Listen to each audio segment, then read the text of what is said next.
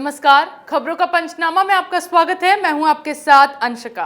हम लेकर आए हैं देश दुनिया की 5 बड़ी खबरें, जिनके विश्लेषण के लिए मेरे साथ स्टूडियो में मौजूद हैं कैपिटल टीवी के editor in chief doctor Manish Kumar. Doctor साहब, बहुत बहुत स्वागत है। धन्यवाद।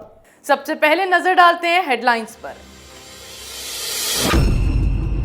बेंगलुरु में पीएम मोदी ने किया 10 किलोमीटर लंबा रोड शो। बेहद भव्य दिखा नजारा। ढोल नगाड़ों फूलों की बारिश के साथ गूंजे जय बजरंगबली के नारे।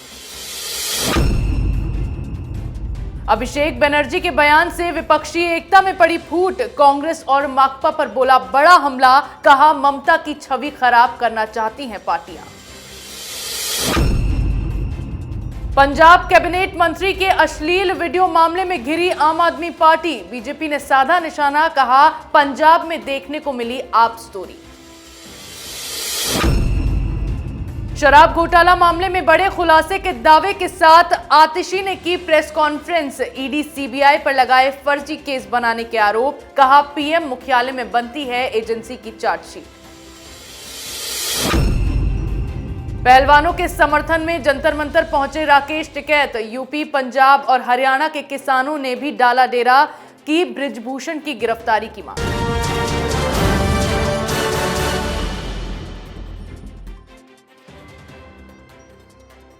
आज की पहली खबर में बात करेंगे पीएम मोदी के मेगा रोड शो की। कर्नाटक विधानसभा चुनाव के प्रचार के लिए बीजेपी ने अपनी पूरी ताकत झोंक दी है। प्रधानमंत्री नरेंद्र मोदी ने लगातार दूसरे दिन बेंगलुरु में मेगा रोड शो किया।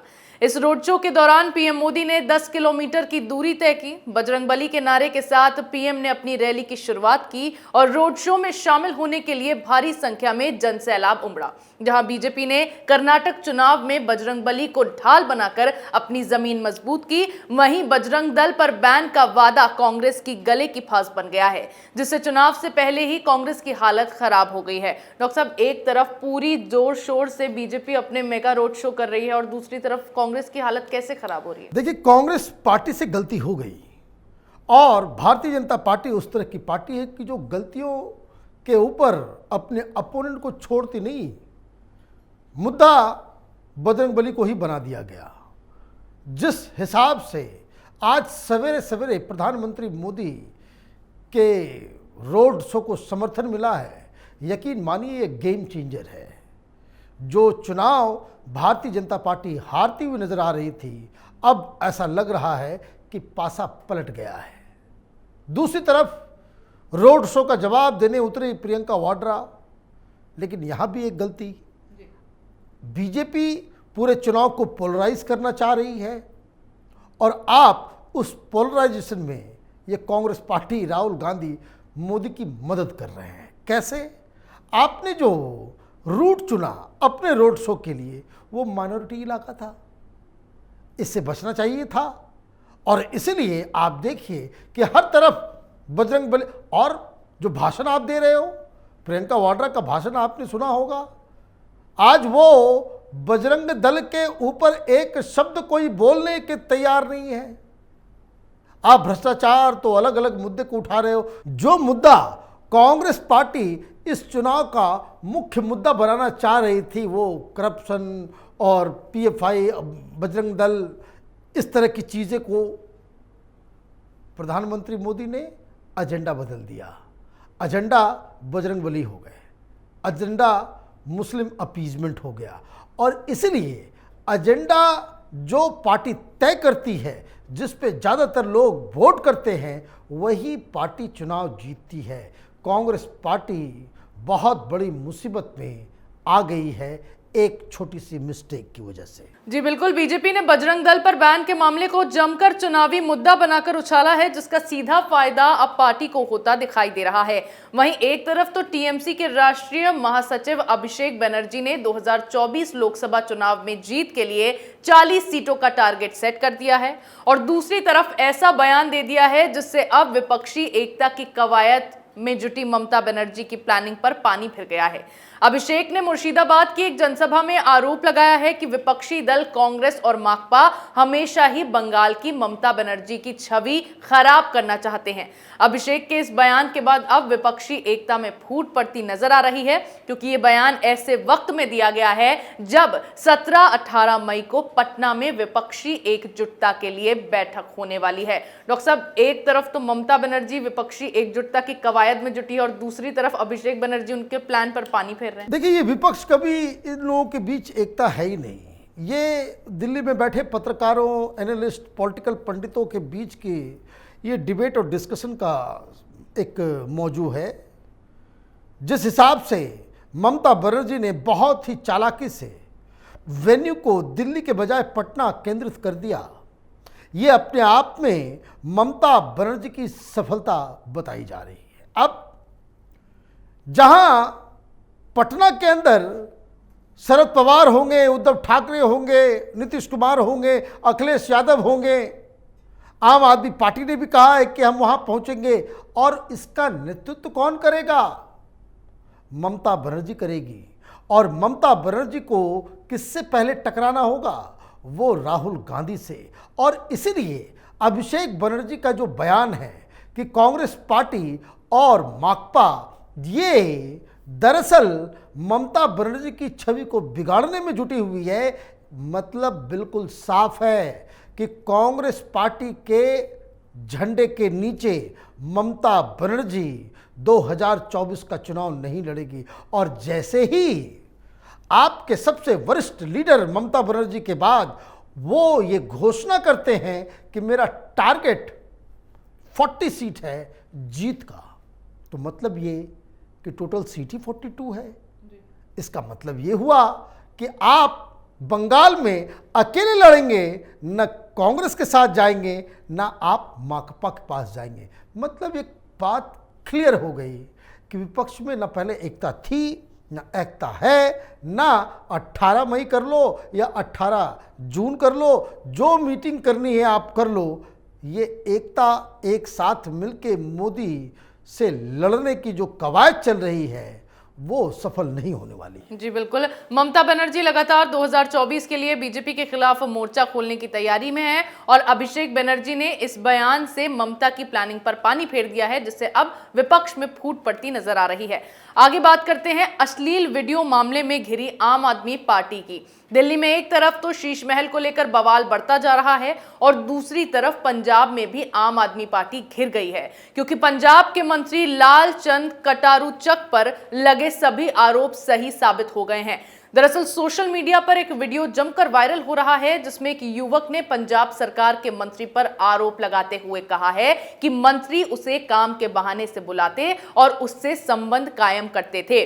इस वीडियो के खिलाफ विपक्ष ने पंजाब सरकार पर हमला बोलते हुए वीडियो की फॉरेंसिक जांच की मांग की थी, जिसकी रिपोर्ट आज सीएम भगवंत मान को सौंपी गई और वीडियो में दिखाए गए सभी किरदार को सही बताया गया है। डॉक्टर साहब, अब किस तरह से आम आदमी पार्टी की मुश्किलें बढ़ सकती हैं? मुश्किलें क्या बढ़ेगी?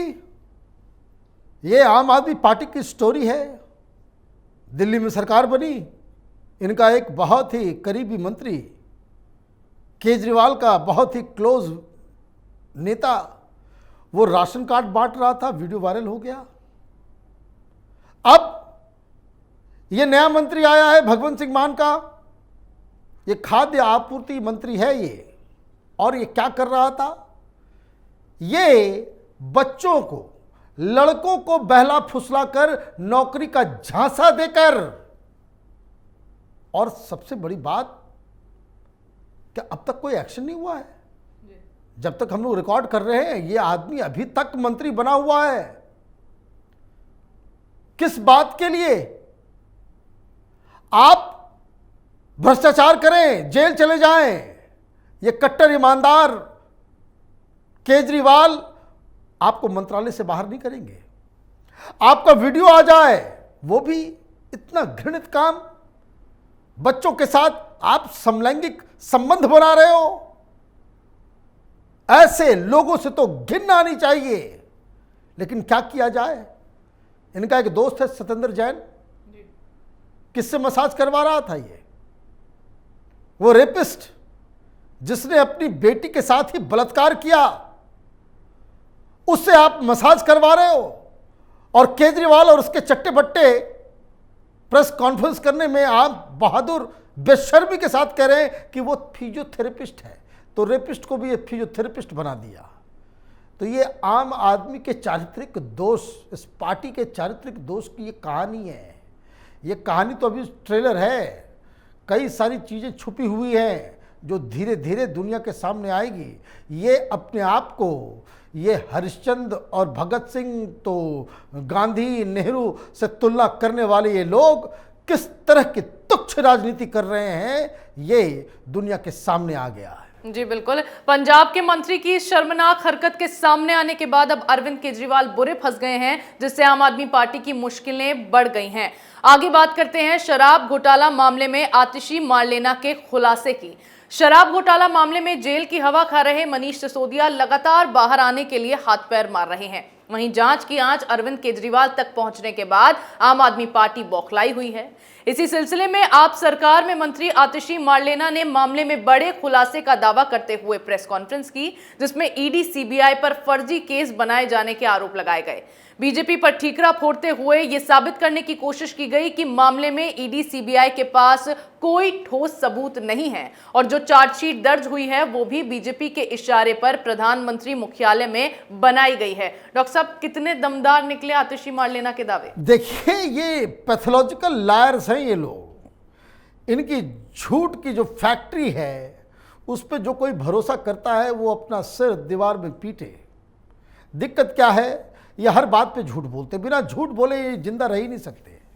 अब ये कह रही है कि जो ईडी के पास कोई सबूत नहीं, कोई कुछ नहीं। अभी कल एक घटना घटी, पुलिस उठा के ले गई टाइम्स नाउ के रिपोर्टर को, और लोअर कोर्ट ने उसे 15 दिन की हिरासत में भेज दिया, 14 दिन की हिरासत में। वो जेल चली गई बेचारी। क्या कह रहे थे ये लोग कि अदालत ने भेज दिया, और जो लोग ये सवाल उठा रहे हैं क्या उनको अदालत पे भरोसा नहीं है? तुम क्या कर रहे हो? एक दिन में ही गिरगिट की तरह रंग बदल लिए। भाई, मनीष सिसोदिया को प्राइम एक्यूज्ड बता करके इसी कोर्ट ने जेल भेजा है, तिहाड़ जेल में है वो। ये सत्येंद्र जैन, उसे किसी सरकार ने नहीं, जज साहब ने अपने ऑर्डर के तहत उसको जेल के अंदर भेजा है। एक दिन में गिरगिट की तरह रंग बदल लेते हो। अचानक से अदालत पे भरोसा, अचानक से अदालत पे भरोसा नहीं। पहले ये डिसाइड कर लो अदालत के फैसले को तुम मानते हो, हाँ या नहीं, पहली चीज। और दूसरी चीज, ये हर बात पे प्रेस कॉन्फ्रेंस कर देना, भटकाने लटकाने का। और ये प्रेस कॉन्फ्रेंस क्यों हुई, ये भी बात आप समझ लीजिए। क्योंकि इस प्रेस कॉन्फ्रेंस के ठीक पहले कांग्रेस पार्टी ने एक प्रेस कॉन्फ्रेंस की और ये बताया, ये खुलासा किया, जिसको हम लोग डील करेंगे आज के ब्लैक एंड व्हाइट कार्यक्रम में, कि जिसमें यह बताया गया कि जो शीश महल है केजरीवाल का, वो सिर्फ 45 करोड़ 46 करोड़ का घपला नहीं है, ये 171 करोड़ रुपए का बंगला है, और उसकी पूरी डिटेल कांग्रेस पार्टी की तरफ से दी गई। तो बौखलाया व्यक्ति क्या करता है, कैसे लोगों का ध्यान भटकाया जाए, कैसे मीडिया को मिसगाइड किया जाए। तो आप इस तरह की तिकड़मबाजी करते रहो, लेकिन हकीकत और आपका चाल चरित्र और चेहरा ये सब दुनिया के सामने उजागर हो रहा है। जी बिल्कुल। शराब घोटाला मामले में लगातार फंसती चली जा रही आम आदमी पार्टी अब मामले को भटकाने के लिए इस तरह का माहौल बना रही है, जिससे केस को झूठा साबित किया जाए और मामले में शामिल तमाम आप नेताओं को जांच से बचाया जा सके। आज की आखिरी खबर में बात करेंगे पहलवानों के समर्थन में जंतर मंतर पर पहुंचे किसानों की।